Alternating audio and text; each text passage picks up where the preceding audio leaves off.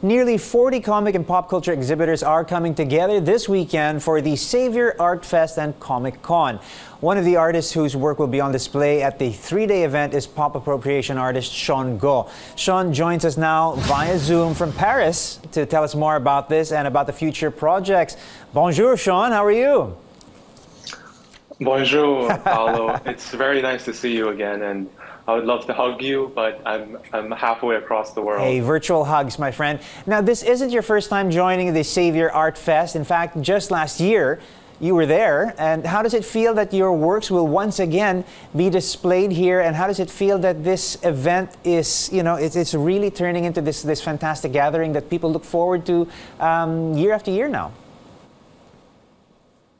Yeah, that's a great question. And Paolo, I think that it's always a privilege, and I'm always humbled to be included in these fairs. Yeah.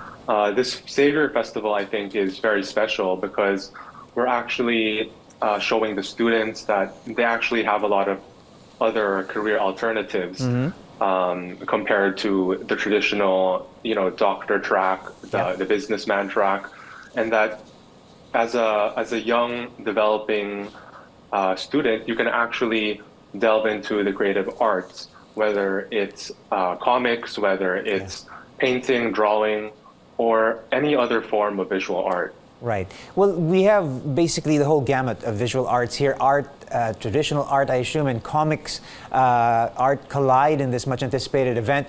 How excited are you for this merger of two pop cultures? I mean, this is definitely the space that your forte is here.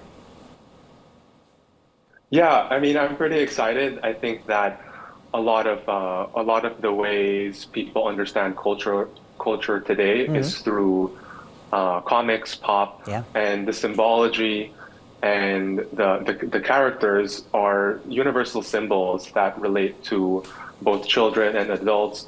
And hopefully, some of the themes that the artworks will be exploring will be motivating to this new generation of youth.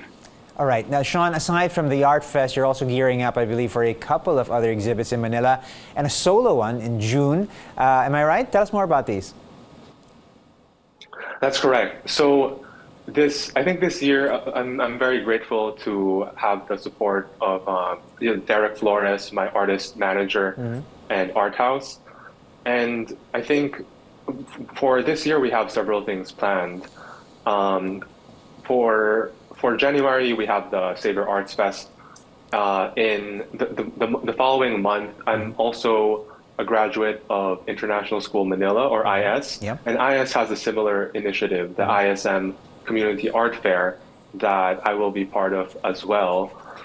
Following that, I'll be introducing my first ever sculpture at the Manila Hotel, a historic venue in collaboration with Manila Bulletin to release a large sculpture called Humpty Dumpty the Iron Egg.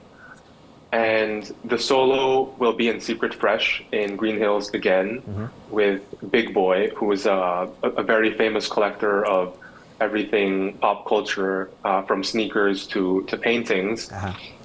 That's with DF Art Agency with Derek Flores.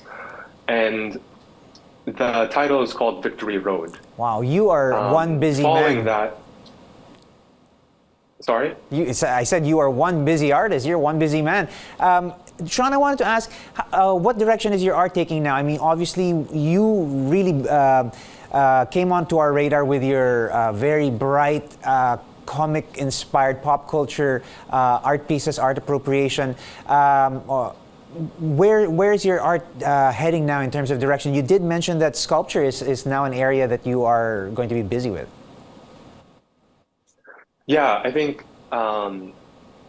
sculptures and paintings are different because obviously a sculpture is more three-dimensional and it can be a different ornament in a person's home and elicit different feelings. The art direction that I'm taking right now for my next solo, Victory Road, is it's supposed to be a show of optimism. And Victory Road, if you play Pokemon, yellow version, blue version, and red version. It's the final route that all trainers need to take before they complete the game.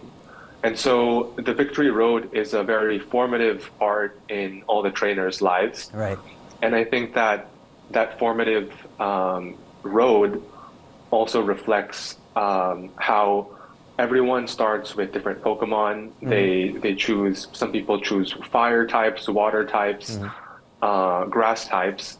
But despite the differences in choices, we can all find fulfillment and complete the game, the same objectives, with very different decisions. Right. And I think that theme is something that is universal and hopefully people can relate to. That's a great message, really, Sean, that comes from what on the surface looks very pop culture, but there are sort of much deeper layers to the messaging that you're getting at there. Sean, to wrap up, you're in Paris right now.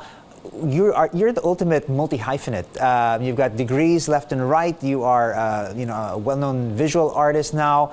Martial artist, I'd like to also mention. You have really sort of spread yourself and explored every aspect in terms of development. What's keeping you busy in Paris now?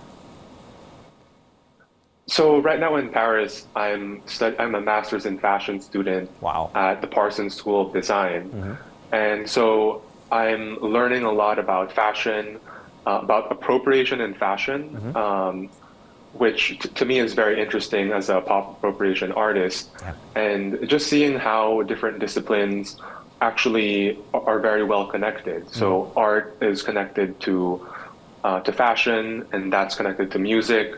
That's connected to politics and sociology. And so having a better understanding of systems of art and culture and how these ideas are disseminated, it helps inspire my future ideas. And it gives me mental engagement to just be happy and to find fulfillment. Listen, Sean, we could keep talking like this, and there's so much to talk about. There's so much going on in terms of your art, in terms of everything that you're doing.